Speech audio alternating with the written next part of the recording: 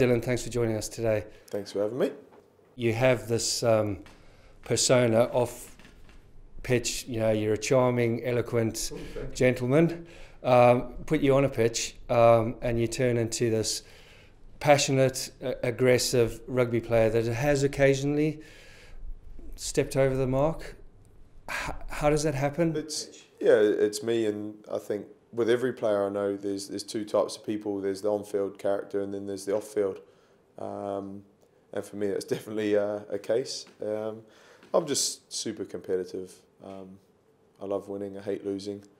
And yeah, things have gone wrong for me in the past. Pretty well documented.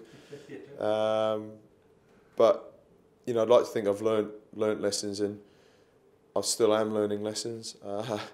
You're never the finished article, are you? But I never go out to try and do anything silly. I always go out to try and help my team win, and that's just me.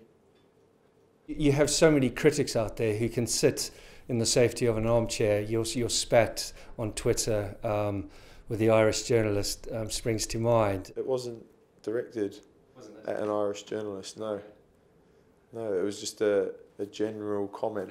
Do you take it personally, again, when you're getting criticised by people who don't actually know you from Adam? Yeah, I do find that hard, but in hindsight, looking at, things like that, it's part and parcel of what I do now. Professional rugby, people are going to criticise, people are going to write things, and I just get a little bit bothered when we can't defend ourselves and you can't get your kind of point across, and there's people out there who report fact and sometimes add their opinion to that fact, and thousands of people read that opinion and they kind of form these opinions of you as a person, and that's upsetting, but all I can do is crack on, try and keep playing the game, keep playing well, let the rugby do the talking, and change perceptions when I meet people as well. That's probably one of my biggest challenges. I meet a lot of people that expect the rugby player Dylan Hartley, that's like I said before, a different person to off the field. When you're not playing rugby, how do you switch off? What do you do? What do I do? A lot of time away from rugby is rest. Feet up. I like gardening. Green-fingered. What's your favourite flower? I like daffodils, but they die really quickly. Yeah. We've got tulips coming through at the moment. Yeah. Hydrangeas were dead-headed about a month ago. So that is an insight. I've got a few things going on. Lavender's starting to come through now.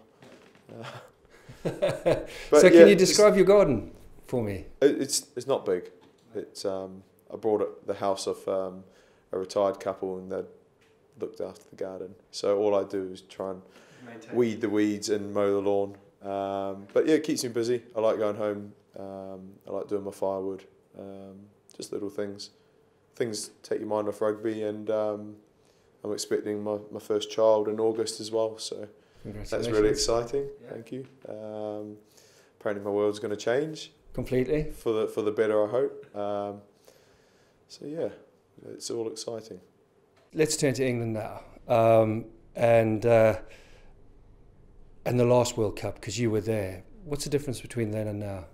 The group of players, definitely. That's the obvious one. Management as well, it's obviously changed. And a home World Cup, what an opportunity for us. This under Stuart, the team's been together 4 years now, and I think we've finally evolved into a good attacking rugby side. Defensively, we've always been pretty sound, but I think what the Six Nations, what we've seen from the team has been encouraging. Unfortunate on the last day to miss out on 6 points, was it?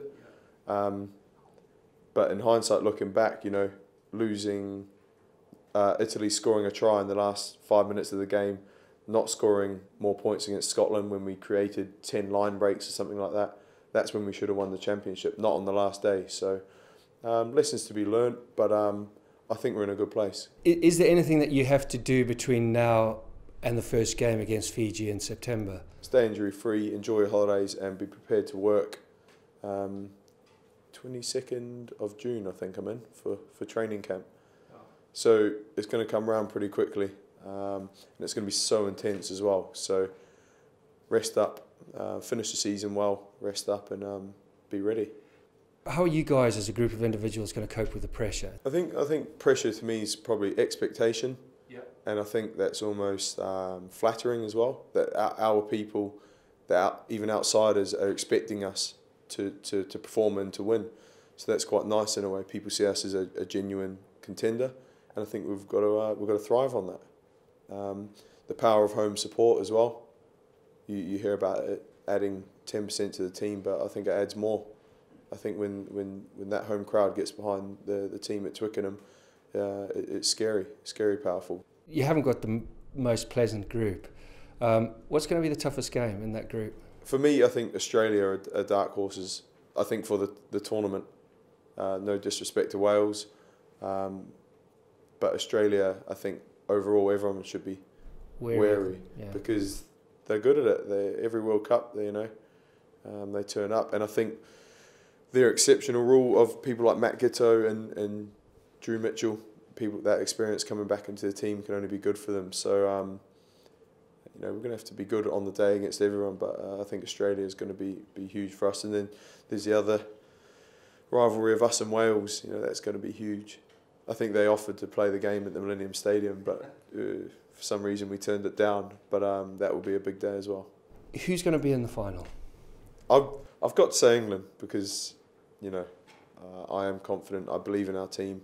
I believe in everything to get us there. You can't look further than the big three: Australia, South Africa, New Zealand. Ireland are playing very well. Yeah. And you can never write off the French, of course. So the All Blacks obviously going as favourites. So that's my prediction.